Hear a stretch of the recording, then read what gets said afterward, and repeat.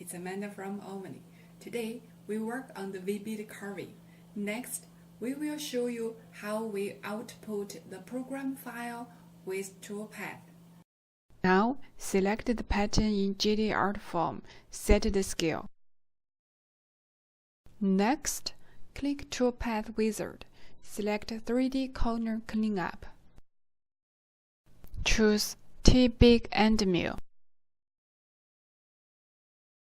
Choose the pattern part and set the cut depth under machine range to 4 mm. Select layer count value under vertical layer to 1. Set spindle speed to 24,000 RPM. Plunge rate 3.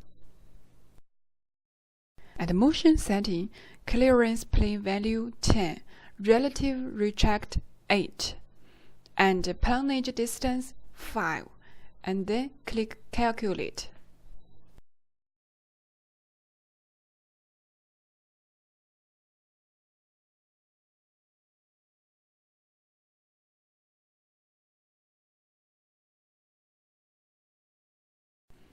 Click Simulation button, set the value to 0 and bounding box, and then click Start, and we will see how the whole processing work be completed.